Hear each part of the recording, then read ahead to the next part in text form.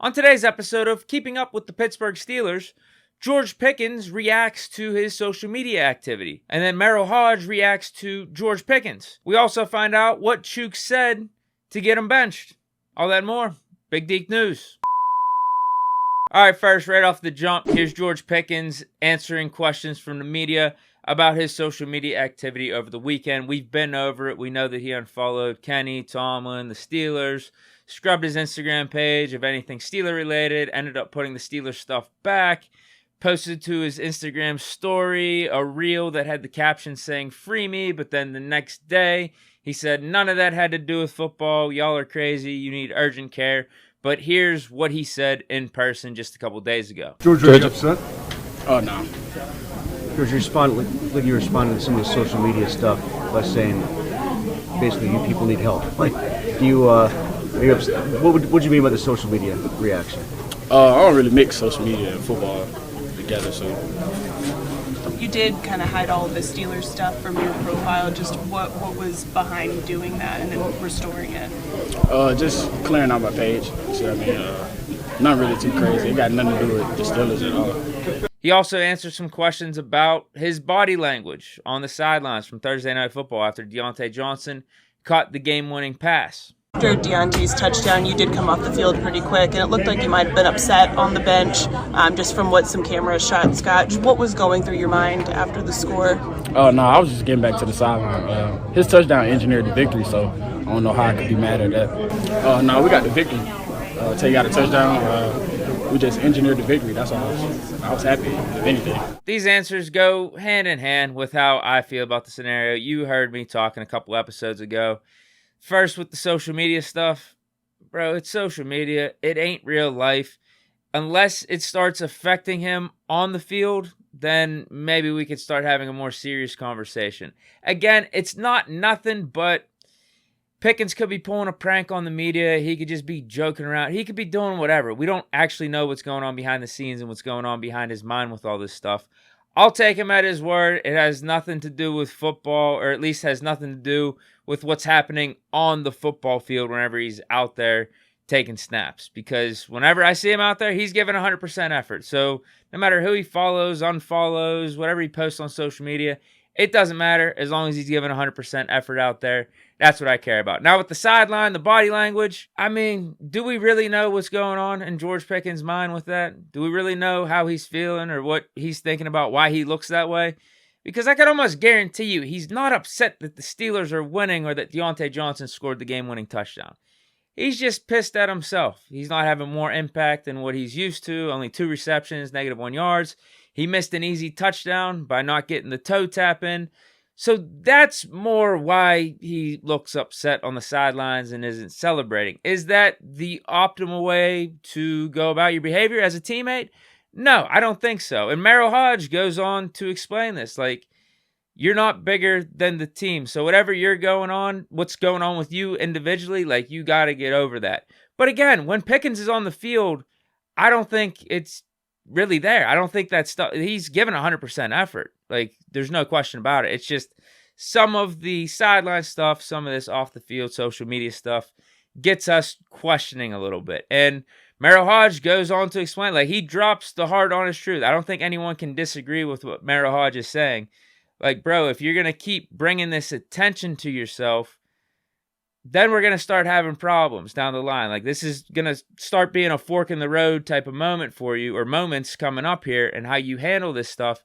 Because if you keep going the way that you're going, that's not the winning attitude you want on a football team, particularly with the Steelers. Like, that's not what we're looking for. And here's the full quote with what he said. He's very immature, and I think people know that. You're going to have to establish some way for him to establish ownership, and you got to challenge him on that. You can't just say he's a young kid and make these excuses for him, because he's making excuses. Goes on to say, you point fingers and cast blame, but not one time did you look in the mirror. We're not going anywhere. We're not going to build championships with people like you and attitudes like that. We just won't. So you want to change that? Change that. If not, we're going to have a big problem. Change that. If not, then we're going to have a problem down the road into the future if you don't start seeing things differently. Now, obviously, Hoge brings that old school mentality to the table here. He's taking it up another level or two in his response and is taking Pickens' actions a lot more serious than what I'm leading on or how I'm feeling about the situation, and probably a lot of Steeler fans and how they're feeling about Pickens right now. But he ain't wrong. It's probably not what you want to hear right now because, again, I don't think it is that serious right now until I start seeing this affecting him on the field. Then I'll start having questions. It's one of those things where you can live and learn, take the advice from the vet receivers, from a guy like Merril Hoge or a guy like Hines Ward, and learn from this, move on. Or if you want to just keep doing it the way that you're doing it, don't be surprised then, though, when the reaction is similar to what it was this past week from the media, the fans, and potentially even teammates. But right now, again, not concerned. Not concerned. Part of me even thinks, too, it's just been too much of a layoff from the last game that we had on Thursday Night Football. What's it been, like 10, 11 days? And this is all we got to talk about. Honestly, like outside of this and outside of the thing I'm about to talk about next, it's pretty good here right now. The offense has got better. The defense has been pretty consistent. We're 5-3. We're right in the middle of the playoff mix. We're starting to find our identity. Things are good. So if this is the worst of it right now, where we're talking about Pickens and his social media post, I think we're all right.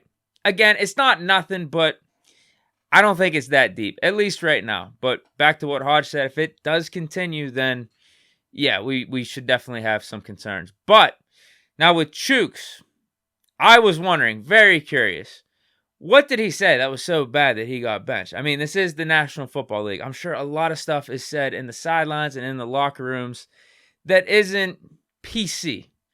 So was it really that bad? But today we got a hint of what it was that Chuks was talking about, the subject of conversation that got Tomlin and Steelers brass upset and eventually led to his benching and Broderick Jones starting. Dulac says Okorafor was upset the offense was using the same plays despite trailing the entire game, including 17-3 in the third quarter. It is unclear to whom Okorafor directly vented his anger and what else might have been said or done.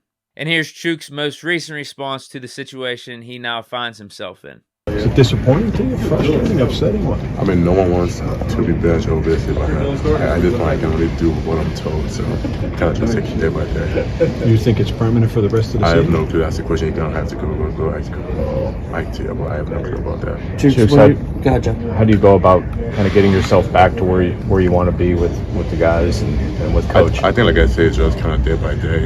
I can't really speak on what's going to happen next week or in 2 weeks. I just kind of take it day by day. At this point, I'm just trying to help out Broderick because, he's a bit still young, but he's played a couple of games that he's played well. But this is interesting on multiple levels. One, that's really all it took to get him benched, just questioning the play calling. I don't think Chuks was wrong in questioning the play. For specifically that Jaguars game, too, we weren't running the ball good. Now, in Canada's defense, I do think we had some good pass plays.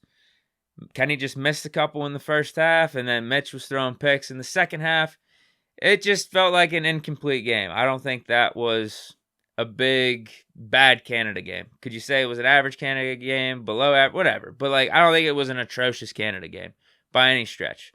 Yes, we should have ran the ball better. So Chuks' frustration doesn't seem wrong, but it's just weird that he voiced this and that got him benched. It can't just be that. It has to be that and maybe stuff that Chuks was doing weeks leading up to this, or what Chuks was saying weeks leading up to this. Maybe his attitude wasn't where Tomlin wanted it to be. Who knows? But if you combine that with Chuks' play, that's the difference. If you want to compare and contrast this to Pickens, Chuks' play versus Pickens' play, Chuks just hasn't been good. Outside of Chuks potentially saying something about the play calling or him having a bad attitude, it would have been warranted to bench him and bring in Broderick Jones anyway. But that might have been the tipping point where it's bro, it ain't the play calls. You got to step up your play. Now, it could be, again, some of the play calls because we weren't running the ball good against the Jaguars. I don't know if Chuks was actually wrong there, but that's not exactly what you want to be hearing from a guy that is struggling as your starting right tackle. And then with Pickens, our only question with him on the field is we got to get you the ball more. It's not about Pickens, although he did have the last with the toe tap there. But for the most part, he's like 95 to 96, 7% doing something positive for us out there, right? Whether we get him the ball, that's a different story. Whether it's the blocking, though, he's making these acrobatic catches. Like, Pickens is a really damn good receiver, whereas Chuks has taken a step back. So he opened up the door. I guess, if this was the breaking point for the Steelers to bench him, you open up the door to get someone else playing at your position. And Broderick Jones has been excelling whenever he's out there. And that's going to get Broderick Jones another chance this week.